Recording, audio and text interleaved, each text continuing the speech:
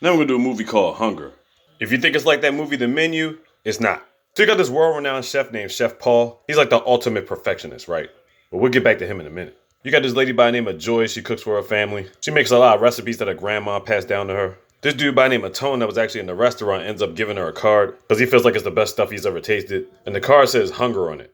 So at this point, she's talking to her family and friends after doing her work or whatever like that. And she showed her friend the card and she's like, yo, this is the company that Chef Paul works for. Joy didn't even know who Chef Paul was. So the thing is, the people around her, they're in very poor environments and whatnot. No reason she's even making a decent living because it was passed down to her family for generations or whatever. But everybody loves to come there and eat her food, you know what I'm saying? So Joy ended up talking to her sister so she could use a laptop, whatever like that, right? She finds out as much information as she can on Chef Paul. So Tone said he basically was going to come back tomorrow if he wanted to, deal with the proposal. So after she finished cooking, Tone showed up and she went with him to Chef Paul's establishment. And Chef Paul has about 6 or 7 other cooks, including Tone.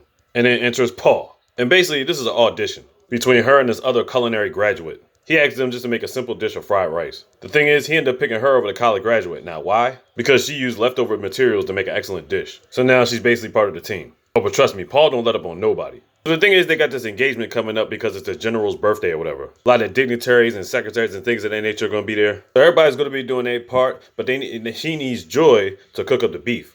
It's the way he wants it sliced. It's the exact texture of the way it needs to be cooked. Once again, he's very precise about everything. It gets to a point she hasn't done it to his liking. She thought about walking out for a second, but then she said, nah, fuck all that. I'm gonna get this done. Because this guy is very demanding and strict. But he's going for excellence. So she's basically trying to cook this beef just right all night long. To the point where her arms are completely burnt up. But she finally makes the beef just right. Now comes the ultimate test. The day of the party.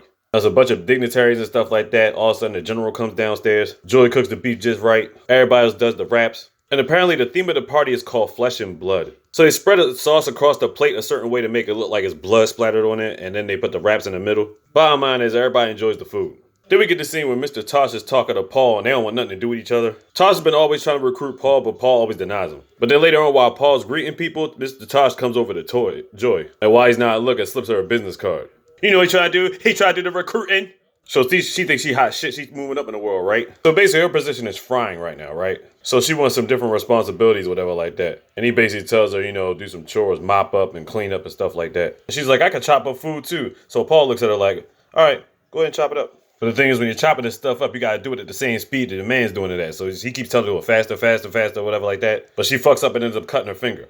Basically letting her know she ain't ready for all that yet, one step at a time. She gets a little discouraged, but she's still willing to stick with it. Then they got this one party they're setting up with these kids that love the food or whatever like that. One of the other cooks gets irritated. He's always talking about, yeah, these kids, this, that, third, they're entitled to everything. It's like the more they talk, you can feel there's dissension in between stuff, but they're not going to, say it in front of Paul. So basically, while she's there, she's hanging out with Tone most of the time, right? So it got to a point where she actually got to meet Tone's family. So the secret to his success is everybody thinks it's these, extravagant, over-the-top ridiculous dishes or whatever. But he actually gets his stuff from the poor people and the fishermen's wharfs and stuff like that. Now you think to yourself, why is he doing this? Because he can appease the rich and give money to the poor at the same time. As long as they're giving them the best quality of product, that's all that really matters to him. So it gets to a certain point, she ends up going back to her family, She still works at, her spot. But you can tell she's starting to like this somewhat of a position of power that she's in right now, And she's trying to get her family to understand that she's making something of herself now, right? But at the same time, they kind of feel like she's losing her way. But they do support her on everything, though. It ain't like that, you know what I mean? So we get to this one scene where she's actually going to Tone's house again. Well, Tone's house for the first time, I guess. And they're making all these dishes and stuff like that, trying to perfect it. Then it gets to a point where she's tenderizing the meat, and then she's showing him how to do it, or he's showing her how to do it. Because you don't want to tenderize it too much, you want to do it just right, you know what I'm saying? And they start locking fingers, they looking at each other, you already know what time it is. They get to kissing, and he ends up giving her the business. So we get back to everybody being in the kitchen. All of a sudden, one of the dudes is smoking while he's trying to cook and shit. I'm like, really? Then Paul comes in. He tries to hide. He's like, no, put that cigarette back in your mouth, man. What you hiding for? Then he gets him to keep trying to put his face in the soup or whatever like that so he can take the aroma or whatever, but accidentally drops a cig in there. And he makes him drink that shit while the cig is in there. I'm like, dude, he's got cameras in there. You couldn't be this stupid. You know what I'm saying? But the real reason he came in there is because somebody stole 500 pounds of beef. I'm like, what the fuck? So one of the cooks finally confessed to it or whatever. And the way they kept showing the camera, I thought it was Tone. I was like, oh shit. But it wasn't him. So the explanation for this guy stealing the meat is basically this. He says, we can't even afford to eat our own dishes, the ones we put out for other people. But I'm like, that gives you the right to steal it though? I mean, the fuck? So Paul fired him, obviously. Then came this situation where they're supposed to feed this family at home or whatever, right? It's this married couple and their daughter. Daughter's easily 6 years old. Now they fixed up their little delicacies and things of that nature, and they was about to fix them soup. Now here comes the problem. Tone had the soup prepared, right? But when Paul tasted the soup, he's like, toss this shit. And he ended up making it himself again. So we all trying to figure out what the hell was wrong with the soup. So Paul made a new batch of soup. They all loved it, whatever like that. But when we got back to the spot, Paul was pissed the fuck off. He was tossing shit all over the place. So you thinking to yourself, like, why is he so angry? Apparently when he tasted the soup, he tasted shrimp. Now here's the problem with this. The little girl has an allergy to shellfish. If she had tried that soup, she would have died.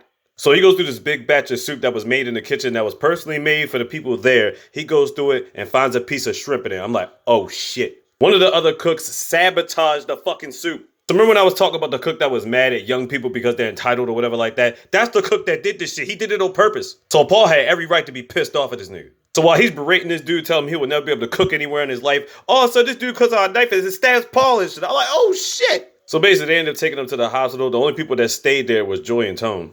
So the next day he wakes up, he's like, man, I'm not eating none of this shit. I'm a goddamn chef. Imagine a chef reducing himself to eating hospital food. He's like, get the fuck out of here.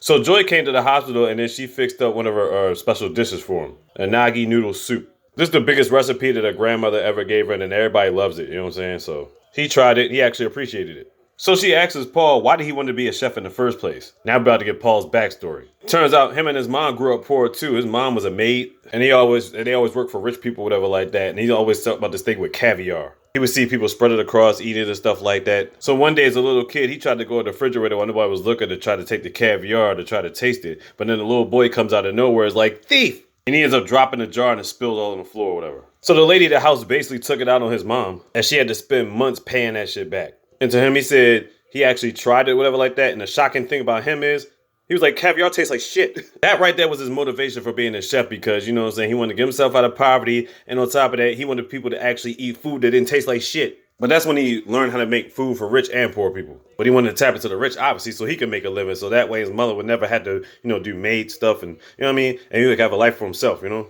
And he really thinks that Joy is special, you know what I'm saying? At least that's what he keeps telling her. Then after she leaves, she finds out her dad's in the hospital. I'm like, what the fuck? Apparently he had a stroke and it got him into a coma. I'm like, wow. But at this point, he's not even in a hospital room. He's just in a bed sitting out in a reception desk. I'm like, what the fuck? So Joy raises hell. He finally gets a hospital bed in a room. So her sister's like, yeah, I'm going to try to get a part-time job to help out. But Joy's like, nah, don't worry about it. I got this. You keep sticking to your school and your studying. So now she's really about to go on the grind so she can pay all these like medical and hospital bills and whatnot. So it's probably been about a month at this time and Paul's back. He's out of the hospital. The crazy thing is when she was in the hospital, right, she saw this news report. Turns out the family that they were feeding, the one with the girl with the shrimp allergies or whatever like that, all them niggas are dead. I'm like, why? So apparently the father had too many debts to pay or whatever like that. So you think to yourself, how could they even afford that meal that they had at the table? Well, it was basically their last meal. Because the father shot his wife, shot his daughter, and then killed himself. I'm like, the fuck? Man, that shit was nuts.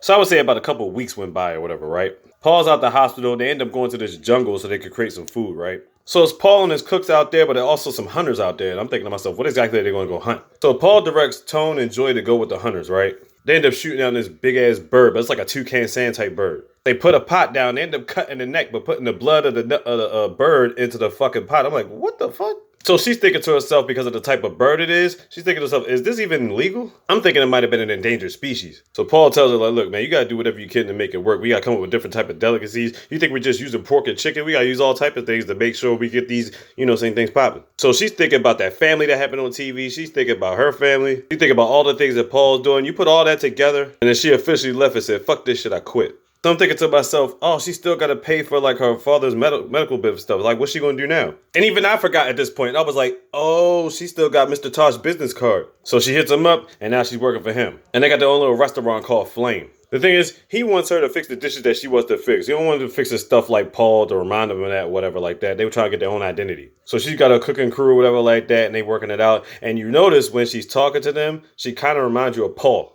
Bottom line, she does get successful doing what she's doing, you know what I'm saying? She's raised the money and make sure her father get out the hospital and stuff. But at that point in time, he's still there. So it got to a point where Tone was trying to get his own restaurant going. But it ain't getting no customers like that, and they might end up being out of business within a month. So she went to go see him, and she's like, well, your business is not doing well because you're located in the wrong spot. But the thing is, he didn't have no money to do the location down the street. That's all the money he had. That's the only spot he could get. So they kind of had a bad falling out. But at the end of the day, she goes to Mr. Tosh and says, is there any room to put Tone in, in my spot with my staff or whatever. He says he doesn't really have anything for him, but because you can see the look in her face, it's like, all right, I'll see what I can do. And so her business is booming. She's blowing up, you know what I'm saying, all over the place. So she's talking to one of her friends back home to be like, just make sure my dad's okay and everything like that. And of course, they're going to watch after him. And at this point, it's like closing time, closing hours. And all of a sudden, somebody comes in the restaurant and guess what it is? It's fucking Paul. He actually goes in there and tries a dish that she made. So you're thinking to yourself, why is Paul in her restaurant? But the thing is, Mr. Tosh got a gig for Joy set up for this chick Mindy's birthday party or whatever like that. A lot of dignitaries or whatever like that.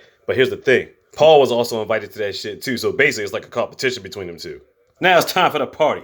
Joy makes this nice dish with her crew. Everybody loves it. Now it's time for Paul's dish. All of a sudden the lights just go red. He drops this big slab of meat from the fucking top of the ceiling or whatever. Gets a big ass katana blade, cuts it at certain spots. Throw herbs and spices all around it and then lights the whole fucking thing on fire. Then once it finally burns, they put it on the table. Mika tries it, she loves it, and everybody else is trying it too. I'm like, this is the most epic fucking thing. So Joy's thinking to herself, I'm not going to try to overtop that. So you know what I'm going to do? I'm going to make one of my dishes. I'm going to make a grandma's noodles dish. They try it, they love it.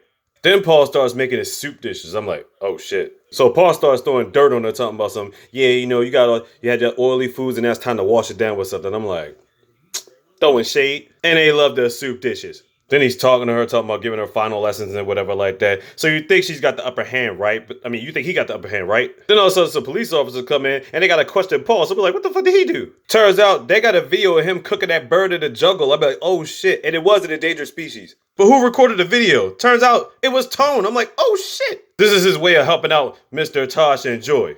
So apparently when Joy quit and she left from the jungle, Tone's job was not to be around Paul like that. Paul would have his other cookers around him when he's doing his delicacy or whatever. So Tone had his phone in his pocket, but you couldn't really see the phone. But basically it was a camera there and it was recording that shit the whole time. I'm like, wow. And basically they taking Paul down for questioning. So people starting two-faced. They're like, yeah, man, I knew Paul's stuff was for pretentious stuff. You know what I'm saying? We knew Joy was popping all along. But the thing is, Joy didn't want to beat Paul like that. You know what I'm saying? She couldn't handle all this shit, man. So basically the final scene we get, she's walking towards back to her spot that looks like it's damn near closed up. And the first person she sees is her father coming down the steps. He's all healthy and everything like that. She starts crying, hugs him. Sister comes in for the hug. Best friend comes through too. She's going to reopen the spot again. But this time she's going to make her own menu and start from scratch. And that's the end of the movie. See, everybody thought this was going to be like The Menu, but I saw The Menu. The Menu's a totally different movie. First off, it comes off the basis of the people and not the cooks. Secondly, it gets super dark, but that's not this review, you know what I'm saying? Maybe I'll do that someday, but right now, you know what I'm saying? Check out Hunger on Netflix. You already know what time it is.